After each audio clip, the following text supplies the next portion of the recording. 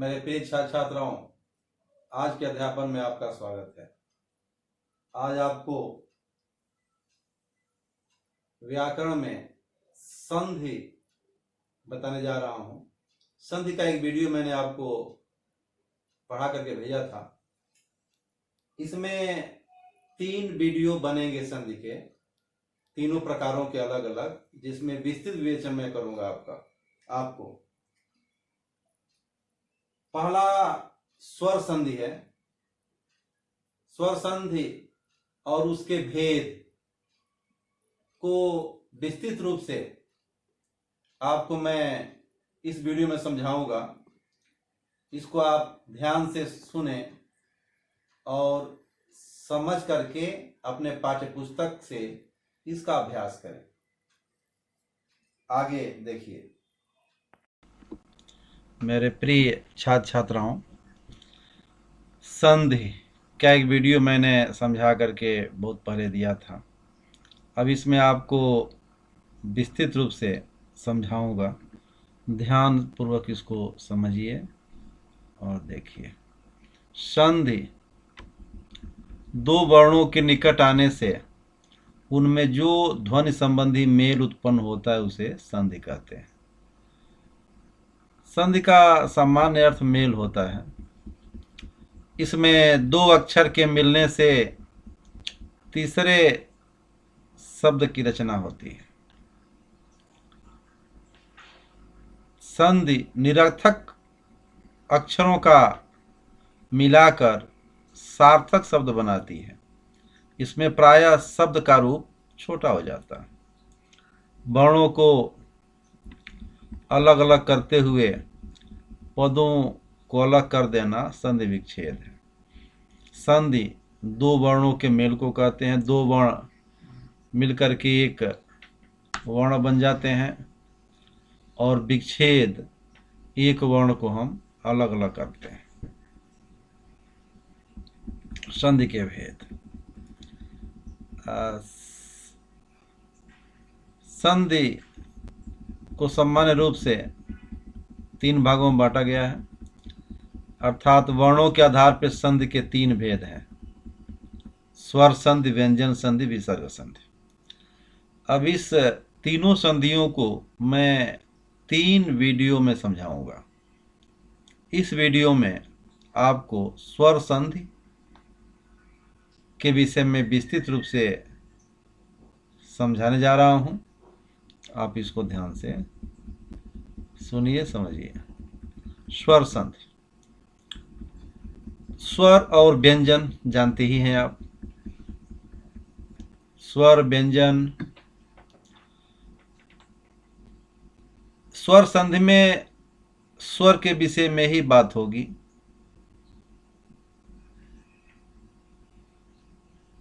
अ से औ तक स्वर है। अह विसर्ग है। स्वर अ से औ तक। स्वर संधि दो स्वरों के मेल से उत्पन्न विकार अथवा रूप परिवर्तन को स्वर संधि कहते हैं। इसमें स्वर ही आपस में मिलते हैं। नीचे मैं समझाऊंगा। स्वर संधि में आद्योपांत जहां भी देखेंगे जहां संधि हुआ है या विच्छेद हुआ है, संधि अर्थात स्वर ही आपस में मिलते हैं और अलग होते हैं। जैसे विद्याधन आलय। बहुत ध्यान से समझेंगे। विद्या धन आलय। संधि में दो जो पद होते हैं, पहले पद का अंतिम स्वर, पहले पद के अंतिम वर्ण में लगा हुआ स्वर और दूसरे वर्ण का प्रारंभ का वर्ण, यह दोनों स्वर होना चाहिए।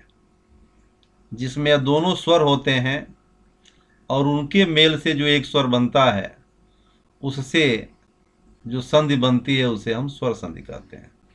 जैसे विद्याधनालय है, विद्यालय, विद्यालय का संधि के विच्छेद क्या होगा? विद्याधनालय। और विद्याधनालय का संधि क्या होगा? विद्यालय।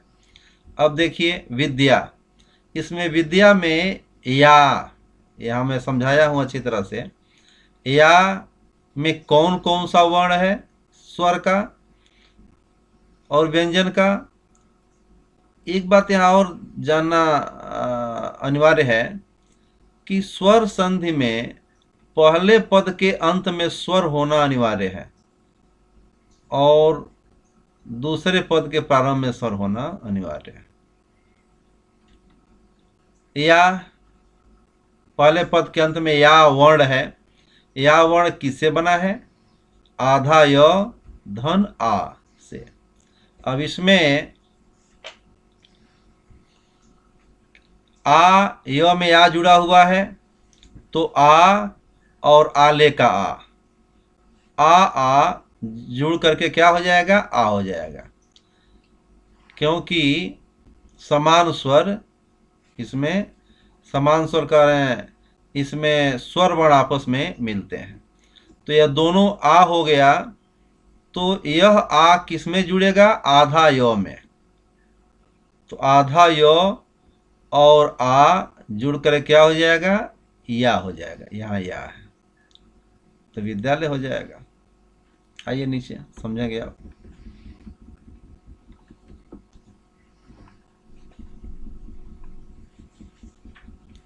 वही मैं नीचे समझाया भी हूं, य धन आ बराबर या विद्यालय। स्वर संधि के 5 भेद हैं। पहला दीर्घ स्वर संधि, दूसरा गुण स्वर संधि, तीसरा वृद्धि स्वर संधि, चौथा यण स्वर संधि, पांचवा अयाज स्वर संधि। आइए हम पहला देखते हैं, दीर्घ स्वर संधि। नियम क्या है इसके भाई? दो समान स्वर वर्ण,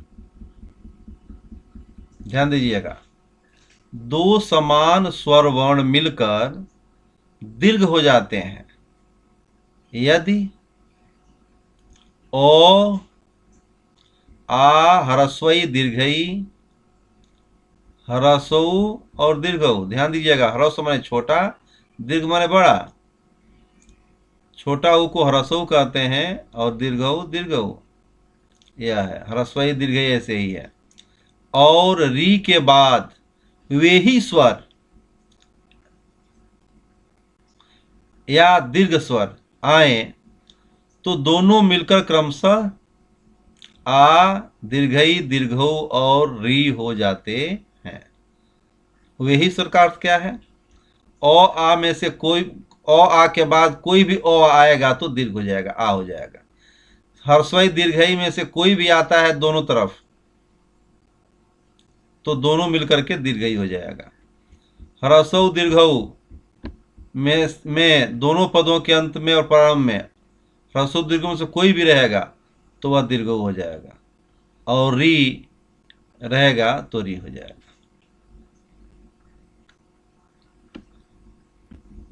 एक एक करके समझते हैं इसको। जैसे ओ, अन्न धन अभाव, अन्नाभाव। इसमें आइए समझते हैं। अन्न, यह नौ है, नौ में ओ लगा हुआ है और अभाव के पहले तो अ है ही। तो यहां इस नौ का अ जैसे यहां नीचे दिया गया है, नौ किसे बना है? आधा नौ धन अ बराबर 9 बना है। तो इस आधा 9 में अ जुड़ा हुआ है यहां, तो यह अ और यह अ यहां दिया हुआ है, अ धन अ बराबर आ। तो अ और आधा नौ तो है ही, फिर यहां आधा नौ में क्या जुड़ेगा? आ जुड़ेगा यह, तो क्या हो जाएगा? अन्ना भाव। ऐसे ही सब है। अ धन आ, अन धन आसक्त, इसमें अ और आ है, अ आ जुड़ करके अनासक्त हो गया है। अ धन आ धन अ, यहाँ आ है, व में आ है ना, यहाँ दिया हुआ है, आधा व धन आ, तब वा होता है। तो यहाँ आ है और यहाँ अ है, तो आ और अ मिलके क्या होगा, आ होगा। यहाँ दे दिया है पहले ही मैंने, सेवार्थ हो जाएगा। क्या हो जाएगा, सेवार्थ। व में व यहाँ नीचे है, आधा व धन आ बराबर व, सेवार्थ हो गया इधर। अब आ अगर दोनों तरफ रहता है, महाधन आत्मा, ह आधा ह में आ की मात्रा और आ इधर है, तो आ मिलके आ हो जाएगा, यहाँ दिया हुआ है, तो महात्मा हो जाएगा। इसी प्रकार आइए नीचे, दीर्घई ह्रस्वई ह्रस्वई मिलकर दीर्घई हो जाता है। अविधन इष्ट, आधा भव में ई जुड़ा हुआ है तो भी हो गया है, और यहाँ ह्रस्वई पहले ही है, तो ह्रस्वई ह्रस्वई मिलकर के दीर्घई हो जाएगा, तो अभिष्ट हो गया यहाँ पर, यहाँ अभिष्ट हो गया। यहाँ आइए, गिर ह्रस्वई दीर्घई मिलकर के दीर्घई होगा, गिर धन ईस, यहाँ ह्रस्वई है, र में ह्रस्वई है और यहाँ दीर्घई ई है, तो क्या हो जाएगा, गिरीश, दीर्घई हो गया है। इसी प्रकार इसमें नीचे में लिखा भी हूँ, इसको समझ के आप पढ़ के स्वयं भी समझ सकते हैं। विस्तृत विवेचन मैंने किया है, किसी प्रकार की कोई संदेहास्पद स्थिति आपके मन में न हो। जैसे री है तो र और ई, तो यहाँ ह्रस्वई है, तब यह री हुआ है, तो यही ह्रस्वई दीर्घई मिलकर के दीर्घई हुआ है, अर्थात आधा र धन ई बराबर री, जो यहाँ आ गया है। ऐसे ही यहाँ देख लीजिए, मही धन इंद्र, तो मही में दीर्घई है और यहाँ ह्रस्वई है, तो दीर्घई और ह्रस्वई दोनों एक ही ह्रस्व और दीर्घ वर्ण है, तो यह दीर्घ हो जाएंगे। जैसा आपने ऊपर पढ़ा, तो महेंद्र हो गया, यहाँ ही में दीर्घई है।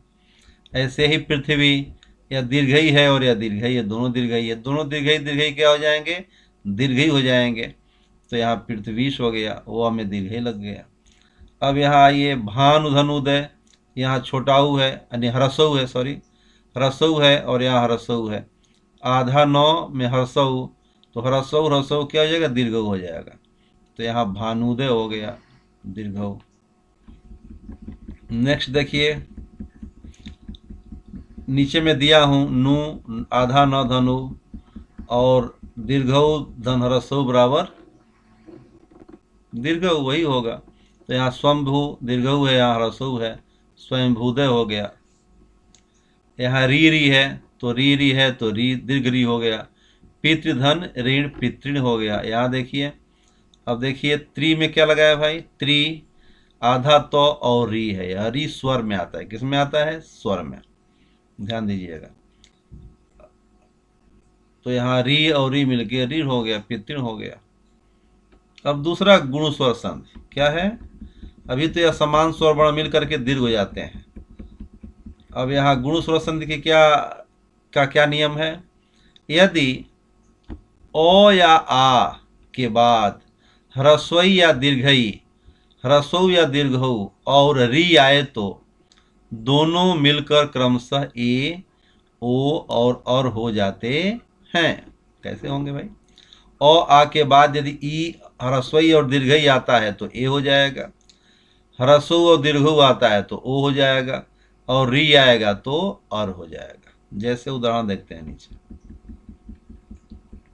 अधन ई, देवधन इंद्र देवेंद्र दिया हुआ है यहाँ, देव, अब इसमें व है तो आधा व और इसके बाद ई है ह्रस्वई, तो ऊपर आपने पढ़ा और ई मिलके क्या हो जाएंगे, ए हो जाएंगे, तो यहाँ देवेंद्र हो गया। क्या हो गया, आधा व में और ई मिलके ए हो गया, तो आधा व और धन ए, देवेंद्र, ए हो गया, वे हो गया।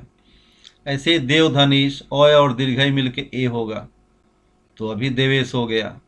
महाधनिंद्र महेंद्र, आय और ई मिलके ए हो गया, महेंद्र हो गया। समझ रहे होंगे आप लोग।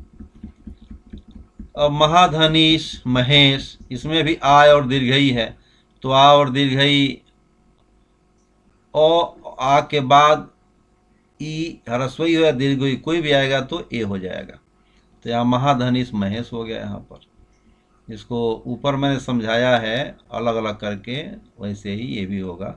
आधा ह में आ लगा हुआ है और यहाँ दीर्घई है, तो आ और ए हो गया, आधा ह में ए अगर हम जोड़ेंगे आधा ह धन ए बराबर हे हो जाएगा, तो वही यहाँ महेश हो गया। अब आइए ऊपर चलते हैं। ऊपर आपने पढ़ा कि ओ आ के बाद ई आए तो ए, ऊ आए, ऊ मतलब ह्रस्व और दीर्घ आए तो ओ होगा, और री आए तो अर होगा। तो आइए अ धन उ ह्रस्व का ओ होगा। ग्राम में अ है, इसके बाद ह्रस्व है, तो अ इसमें का मौ का अ और उद्धार का उ दोनों मिलके ओ हो जाएंगे। गुण स्वर संधि ध्यान दीजिएगा। तो यहाँ ग्रामोद्धार हो गया। यहाँ ग्रीष्म धन उष्म यानी अ और दीर्घ है तो भी ओ होगा, ग्रीष्मोष्मा हो गया। यहाँ मैं दिया हूँ सब कैसे है। महाधन उदय, आय और उ है तो महोदय हो गया। गंगा धन ऊर्मी, तो यहाँ आ है और यहाँ दीर्घ है तो यहाँ गंगोर्मी ओ हो जाएगा, वही जो पहले है। सभी के अलग अलग उदाहरण मैंने दिया है, इसको ध्यान से पढ़ेंगे। अब आ जाइए यहाँ री पर आ जाइए। अ धन री और हो जाएगा, क्या हो जाएगा और।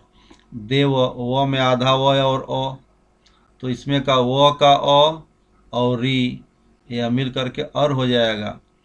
तो अर होगा तो और आधा र यहाँ दिया हुआ है, तो आधा व में अ मिल जाएगा तो देव हो जाएगा, और र इस सी पर रेफ हो जाएगा, तो यह देवर्षि हो गया।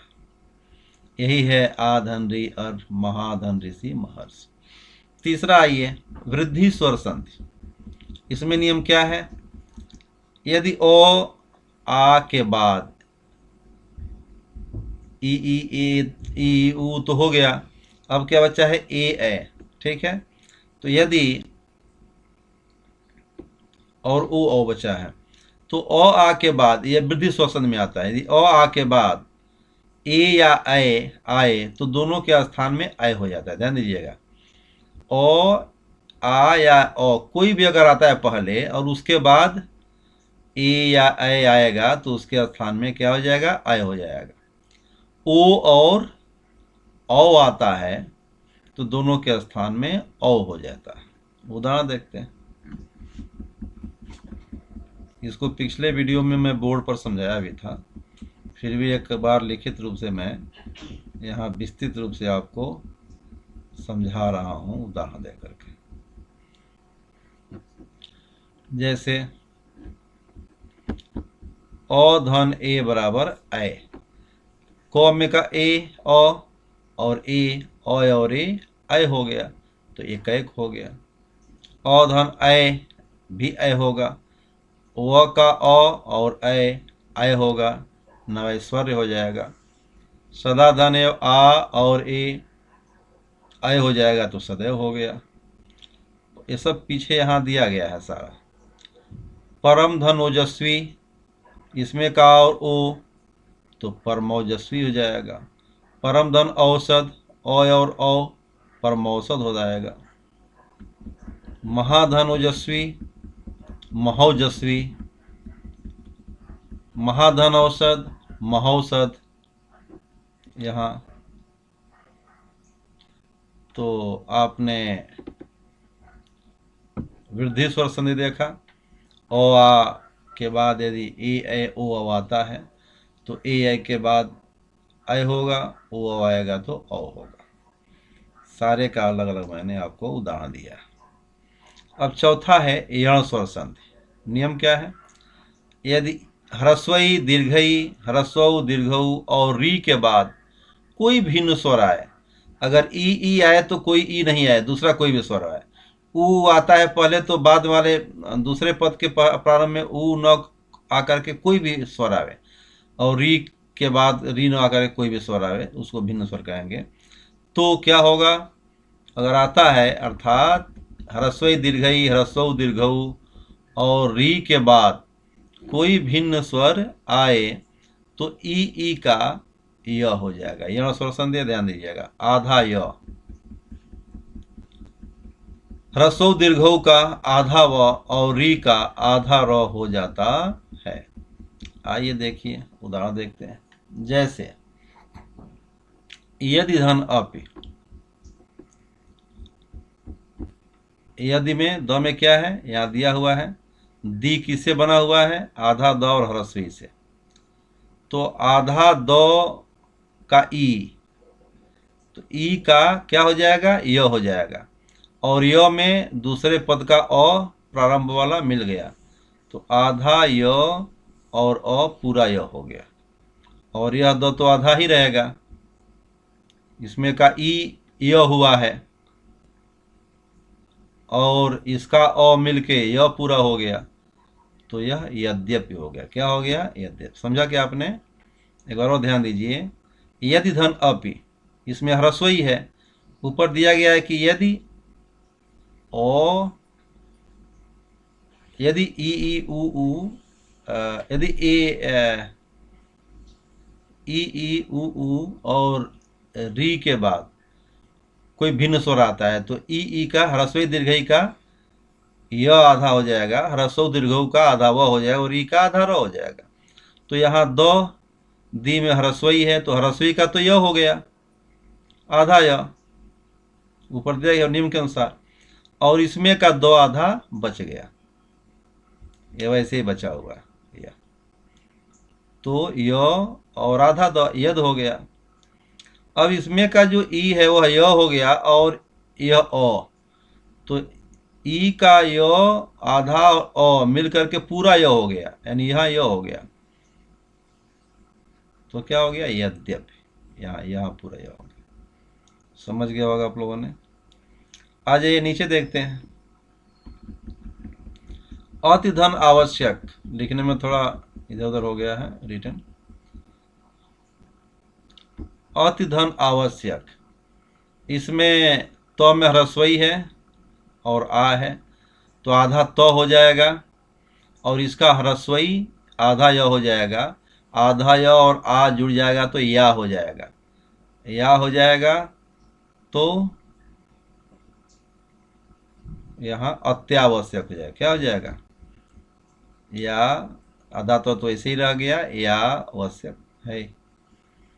ई का य धनु बराबर यू, अति धन उत्तम, यहाँ ह्रस्वई है और यहाँ ऊ है, तो तो आधा रहेगा, और इसमें का ह्रस्वई क्या हो जाएगा, आधा या हो जाएगा, आधा या में ऊ जुड़ेगा तो यू हो जाएगा, जैसे यहाँ यू हो गया, तम ऐसे उत्तम, अति उत्तम, अति धन उत्तम, अति उत्तम। फिर यही वह भी वही है, ई के बाद यह है, तो यह ई, तो का ई, यह हो गया आधा, और उस्म का ऊ, आधा या और ऊ जुड़ करके यू हो गया, तो यह यू यहाँ आ गया, अत्युष्म। यहाँ डिटेल्स है। अनुधन अय, अब यहाँ ई तो हो गया, अब ऊ ह्रस्व दीर्घ आएगा। क्या आएगा, ह्रस्व दीर्घ। ह्रस्व दीर्घ आता है तो क्या होगा, कोई भिन्न स्वर आता है तो ह्रस्व दीर्घ के बाद, तो वह आधा व हो जाएगा। देखिए जैसे यहाँ अनु है तो ह्रस्व है यहाँ पर, और इसके बाद कोई भिन्न स्वर आया है, यानी ह्रस्व दीर्घ में से कोई आनी चाहिए, दूसरा कोई भी आवे स्वर, जैसे अ आ गया, तो आधा न तो बच जाएगा और न आधा न हो जाएगा, और जो ह्रस्व है वो आधा व हो जाएगा, तो यह आधा व और अ, कौन सा अ, इसका अ, दोनों मिलके पूरा व हो जाएगा, तो अन्वय हो जाएगा। ध्यान दीजिएगा, यहाँ मैं लिखा हूँ कैसे है। अब आइए मधुधन आल है, इसमें भी ह्रस्व है आ है, तो मध्वालय हो जाएगा। अब यहाँ गुरुधन ओधन, गुरुओधन हो जाएगा, क्योंकि र आधा और ऊ का आधा व हो जाएगा, आधा व और ओ वो हो जाएगा, और र उस पर रेफ हो जाएगा, यहाँ गुरुओधन। अब आइए आके ऊ, गुरुधन औदार्य, ऊ का व आधा और औ, तो गुरुओदार्य। अब आइए री का आधा र, तो पितृधन आदेश क्या है, पितृ, तो इसमें तो आधा है और इसमें री है, री स्वर होता है, ध्यान दीजिएगा। तो यह री का क्या बन गया, आधा र, जैसा ऊपर लिखा नियम, री का आधा र और आदेश का आ, तो क्या हो गया, पूरा रा हो गया। क्या हो गया, रा। तो पित्रादेश आ गया इधर, क्या हो गया, पित्रादेश। अब यहाँ ध्यान दीजिएगा, त्रि में आधा तो और री जुड़ता है तो त्रि होता है, तो आधा तो और री जुड़ा, धन आ जुड़ा तो त्रा हुआ, क्या हुआ, त्रा, क्योंकि आधा रो बनता है री का, तभी यह रो में त्रा जुड़ा है, त्रा हुआ है। और ये चौथा अयाद स्वर संधि, इसमें ध्यान दीजिएगा, यहाँ गलती से 4 नंबर लिखा गया है, यह 5वां भेद है, क्या है, 5वां भेद।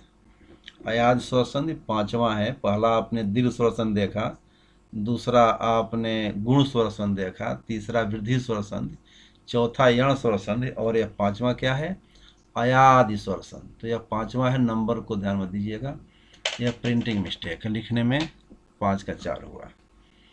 अब इसके नियम देख लीजिए, यदि ए ऐ ओ औ के बाद कोई भिन्न स्वर आए तो अलग अलग नंबर देकर के मैंने लिख दिया है। क्या होगा, यदि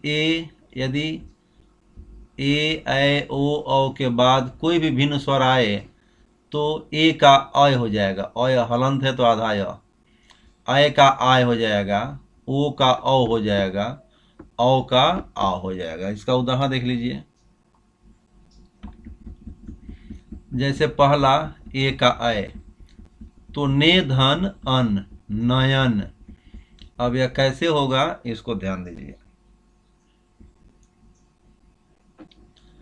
ने किससे बना है, आधा नय और ए से, तो ए के बाद ओ आया हुआ है, क्या आया है, यहाँ ओ है, भिन्न स्वर है, तो इसमें का ए क्या हो जाएगा, अय होगा, क्या होगा, अय, या नीचे देखिए ए का अय हो गया, तो अब क्या होगा, बराबर क्या होगा, अर्थात आधा नौ, ने का आधा नौ, धन ए का जो अय हो गया है, तो आधा नौ और मिलकर के 9 पूरा हो जाएगा, और यह आधा य अय का और अन का अ मिलकर के पूरा य हो जाएगा, तो यह नय हो गया, और यहाँ 9 दिया हुआ, तो नयन।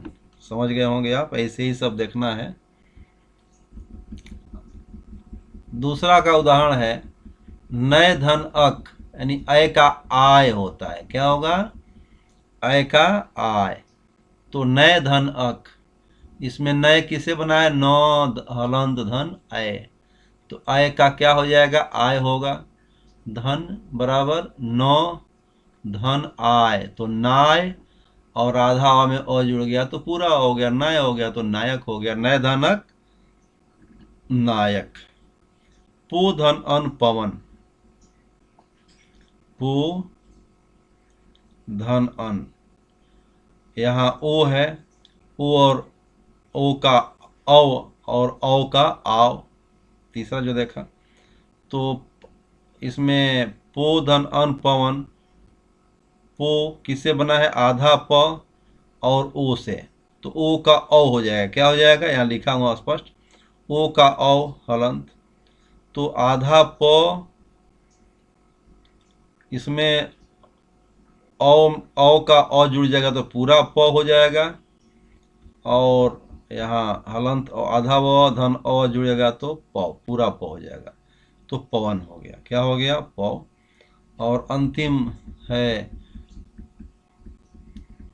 पौधन अक, पावक, यहाँ औ का आव हो जाएगा, क्या हो जाएगा, पौधनक पावक, औ का आव, तो प किससे बना है, प आधा प धन औ, इसमें का औ का क्या होगा, आव होगा, तो आधा प में आ जुड़ जाएगा तो पा हो जाएगा, और आधा व और अ जुड़ जाएगा तो वह होगा पाव, यानी पावक।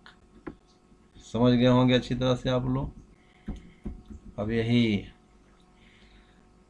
स्वर संधि आपको मैंने सविस्तार अच्छी तरह से समझाया, आप इसमें लिखा भी गया है अलग अलग, आप अच्छी तरह से समझ गए होंगे, समझ लेंगे, और पाठ्यपुस्तक में जो भी इसके उदाहरण हैं उनको देख करके आप उसका संधि और विच्छेद करना अच्छी तरह से सीख जाएंगे। धन्यवाद।